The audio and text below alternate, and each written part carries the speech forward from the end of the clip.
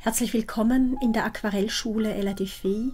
Heute mit einer Lichterkette an einem Zweig und einer Weihnachtskugel. Dieses Video ist in Echtzeit, so dass ihr wirklich Step by Step und jeden Schritt erklärt mitmalen könnt. Also noch einmal kurz ausschalten und dann sofort mittun mit dieser schönen Weihnachtskarte, dass sie da schön auf euer Blatt gezaubert wird. Wir starten mit einem Rubbelkrepp. Wie immer findet ihr die Materialien unten in der Box, also damit meine ich diese Beschreibung, die unterhalb des Videos ist. Da findet ihr das kleine Wort mehr, .. Wenn ihr da draufklickt, dann bekommt ihr die ganze Information aus dieser Box, von der ich eben immer spreche. Da wurde ich jetzt mehrfach schon gefragt. Ja, ich habe hier nur die Rundung des Astes mit einem Bleistift zart vorskizziert. Und das ist, glaube ich, auch wichtig, dass ihr wisst, wo ungefähr muss diese Lichterkette drumherum geschlängelt werden. Also sonst ist es schwierig. Wenn ihr es ganz komplett ohne Anhaltspunkt macht, ist es vielleicht ein bisschen schwierig. Deswegen habe ich da eine Rundung mit Bleistift hineingemalt und jetzt tupfe ich einfach den Rubbelkrepp so hinein, dass ich eine schöne Linie bekomme. Natürlich müsst ihr es jetzt ganz trocknen lassen und dann mischen wir uns aus Purpur, Magenta und Ultramarinblau ein schönes, klares, reines Violett. Das wird ein sehr, sehr sauberes Violett, eben rein, und dadurch kann es nachher auch schön anwärmend auf unserem Blatt wirken. Wir feuchten das Ganze an. Den Elastip, mit dem ich hier die ganze Zeit male und arbeite, den findet ihr in meinem Shop unter www.elladefee.com. Wenn unser Blatt angefeuchtet ist, nehmen wir unser gemischtes Violett und verteilen es über unseren Rubbelkrepp auf unserem Blatt, und ihr seht, ich mache mal ein bisschen mehr Magenta, mal ein bisschen mehr ins Bläuliche, so dass es komplett unterschiedlich daherkommt, meine Grundierung hier. Mit einem breiten, sauberen, feucht, aber nicht nassen Pinsel ziehe ich die Lichterkette einmal nach, so dass sie ja an der Stelle ein bisschen aufgehellt ist. Also ich putze die Farbe weg, solange sie feucht ist, sozusagen. Nun mische ich mir aus Cadmium-Gelb Zitron und Cadmium-Orange Hell eine helle Farbmischung, aber eben doch warm, und ziehe die Lichterkette damit nach, da wo ich vorher so ein bisschen ausgewaschen habe, diese Stelle. Und damit gehe ich hinein, es soll zerrinnen, es soll verschwimmen, und ihr seht, manchmal muss ich noch mal ein bisschen wegholen, so dass es heller wird. Es soll wirklich nicht schmutzig sein an der Stelle. Es darf nachher hell leuchten, strahlen, dass wenn ich den Rubbelkrepp wegmache und diese hellen Zentren habe von Licht, dann soll rundherum es warm leuchten von Gelb. Und das Ganze male ich mit einem Casaneo Nummer 12 von Da Vinci. Auch den findet ihr unten in den Affiliate-Links in meiner Box.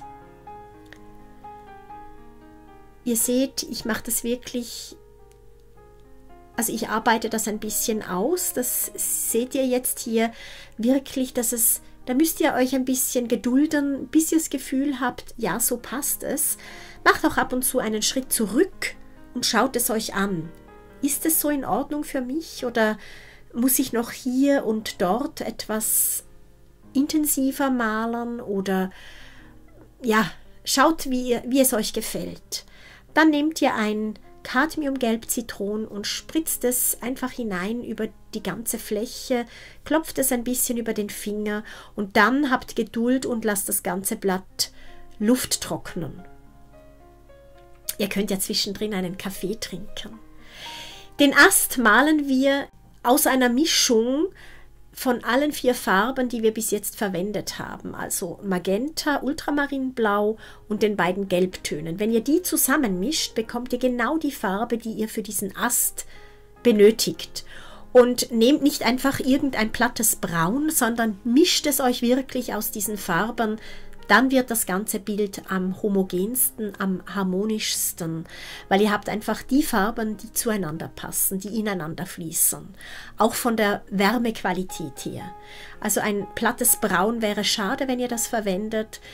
Wenn ihr euch nicht traut mit dem Mischen, dann vielleicht funktioniert ein Sepia-Braun oder ein Umbra Natur, aber idealer wäre es, wenn ihr euch wirklich traut, diese Farbe zu mischen, einfach aus allen 4 Farben, die wir verwendet haben. Ja, nun legen wir den Ast an und ihr seht, ich mache es relativ vorsichtig, denn ich möchte überall dort, wo die Lichterkette über den Ast geht, da möchte ich natürlich, dass es hell bleibt. Trotzdem muss es ineinander fließen, es darf keine harten Absätze geben dazwischen.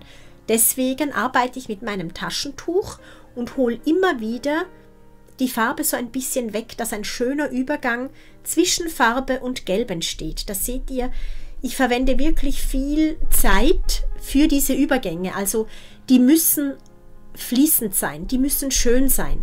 Sonst tut es dem ganzen Bild nicht gut. Also dann leuchten die Ketten nicht, diese Lichterketten. Dann ist das Licht stumpf, dumpf. Nur dadurch, dass das so fließend über dieses Dunkle sich legt, haben wir nachher dieses Leuchten. Also nehmt euch da Zeit, dass das wirklich entstehen kann. Ja, ihr seht, ich habe mir jetzt nochmal von diesem Braun mischen müssen und mache jetzt noch kleine Ästchen dazu. Dieser hier ist jetzt ein bisschen dunkler geworden als der Ast selber und ich muss da natürlich noch einmal drüber gehen, dass ich das mehr verbinde. Hier mache ich auch noch einen und ihr seht, ich habe die Stelle ausgelassen, wo ich die Lichterkette angelegt habe. Also ja, wie gesagt, da müsst ihr sehr vorsichtig sein, dass das nachher stimmig wirkt und dass die Lichterketten strahlen. Überlegt euch auch jetzt schon, wo möchte ich meine Kugel hinhängen, sodass sich alles ausgeht nebeneinander. Das ist oft gar nicht so einfach, wenn man, ja, ihr müsst es auch nicht ganz genau gleich wie bei meinem Bild malern, sondern seid da beweglich, versucht da neue Dinge, andere Anordnungen, keine Ahnung, also ihr könnt auch statt einer Kugel einen Tannenzapfen an den Ast hängen. Da gibt es auch Videos von mir, die blende ich euch oben ein. Wie male ich einen Tannenzapfen? Also da hat man verschiedene Möglichkeiten. Es muss keine Christbaumkugel sein. Immer wieder muss man natürlich sich die Palette sauber waschen, denn wir haben da jetzt ja ein Braun gemischt und jetzt brauche ich hier aber ein Purpur-Magenta und nehme dazu ein ganz einfaches Glas. Dieses Glas hat genau die richtige Größe für meine Weihnachtskugeln, für die Weihnachtskugeln meiner Weihnachtskarten. Sucht euch da in eurer Küche ein Glas, eine kleine Tasse, eine Espresso-Tasse, einen Eierbecher, gerade was ihr so zu Hause habt, was da gut passt. Einfach in die Farbe tippen und dann aufs Blatt. Und anschließend mit einem Maestro Nummer 3 von Da Vinci oder einem anderen Detailpinsel. Da habe ich euch auch unten in der Box Pinsel verlinkt, ein Pinselset von 3 Pinseln, die ich immer verwende, einem Detailpinsel, einem Schriftenpinsel und dem kleinen Blackbird, wo ich die Vögel male in den Landschaftsbildern. Also das ist eine praktische Kombination von 3 Pinseln, die ideal ist für meine Bilder. Ja, also wie gesagt, mit einem Detailpinsel und klarem Wasser, aber auch immer noch ein bisschen dazu von dem Magenta habe ich hier jetzt meine Kugel angelegt. Achtung, helle Stellen durchscheinen lassen, also nicht die ganze Kugel flach ausmalen, es müssen helle Stellen bleiben, dass die Kugel glitzert.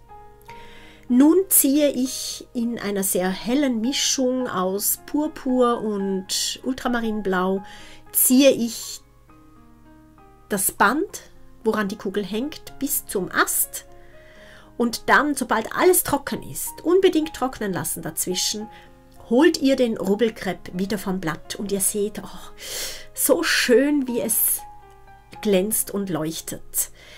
Hier von Viktoria Hilbrecht habe ich die Glanzfarbe für die Kugel. Da findet ihr auch den Link, den Affiliate-Link unten in der Box. Und damit kann ich jetzt einfach einmal über die Kugel gehen und diese Kugel bekommt einen wunderschönen Glitzerglanz. Also Victoria Hilbrecht macht Aquarellfarben komplett natürlich, handgemacht, handgegossen, handgemischt. Und ihre Farben sind wirklich sehr besonders, sind ein bisschen pastöser, auf Honigbasis, mit biologischem Nelkenöl sterilisiert und mit lebensmittelechten Farben, kosmetikechten Farben pigmentiert.